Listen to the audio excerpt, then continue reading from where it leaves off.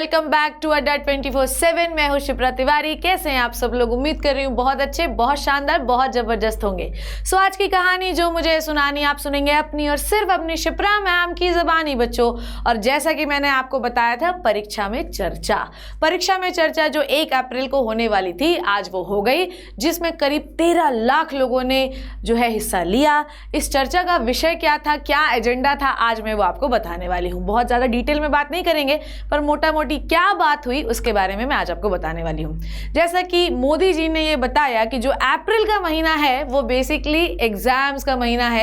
Exams को उन्होंने festival के तौर पे बताया कि ये एक त्यौहार है, और बात सही है। जो लोग एग्जाम से डरते हैं वो बिल्कुल भी ना डरे, इसको एक इंजॉयमेंट की तरह लें, एक फेस्टिवल की तरह लें। समय आता है और निकल जाता है।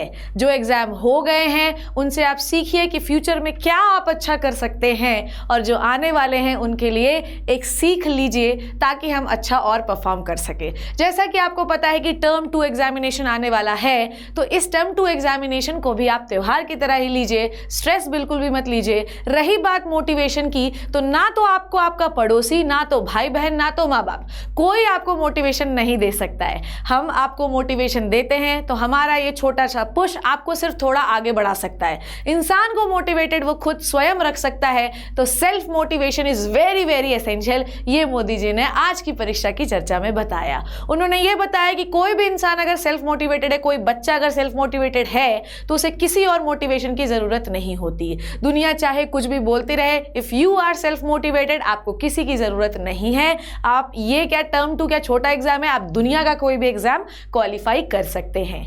फिर मोदी जी ने ये बताया कि अब आपको बैलेंस करके चलना है ऑनलाइन और ऑफलाइन दोनों चीजें।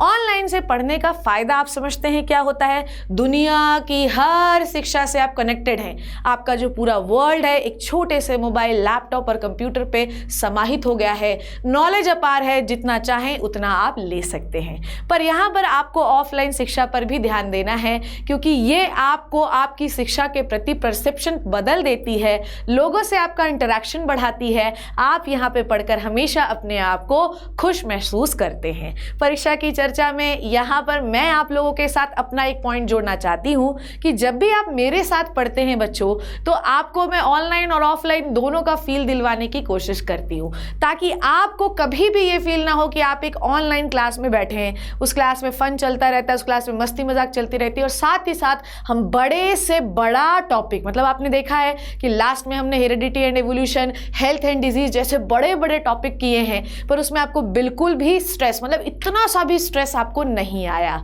ये क्यों हुआ? क्योंकि मैंने ये कोशिश की कि आपको ऑनलाइन शिक्षा से पूरे वर्ल्ड का बेस्ट एजुकेशन दे पाऊँ और ऑफलाइन का एक ऐसा फील दे पाऊँ ताकि आप मुझसे कनेक्टेड फील करें और मोटिवेटेड फील करें।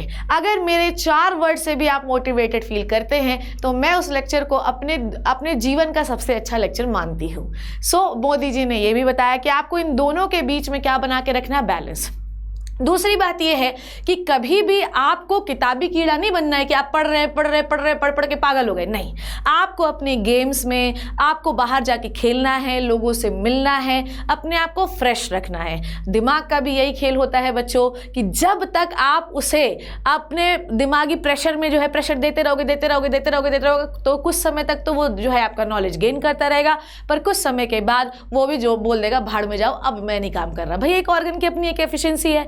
तो मोदी जी ने यही बताया कि आपको पढ़ने के साथ साथ अपने माइंड को फ्रेश करने के लिए आउटडोर गेम्स खेलने जाना है थोड़ी देर, आपको अपने आप को रिफ्रेश रखना है और ढंग से पढ़ाई करनी है।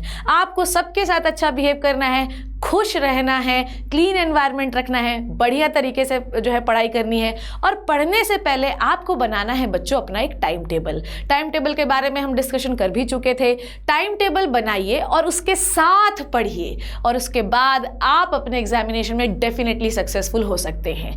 ये जो परीक्षा में चर्चा है ये सिर्फ अभी के एग्जामिनेशन के लिए नहीं है। जितने भी पॉइंट मैंने आपको बताए हैं, कोई भी बच्चा 9th 10th 11th 12th NEET IIT जो भी देख रहा है, उन सब के लिए बेनिफिशियल बेनिफिशियल है। सो आज की परीक्षा की चर्चा में जो सबसे इंपॉर्टेंट पॉइंट थे उनके बारे में मैंने आपको बताया।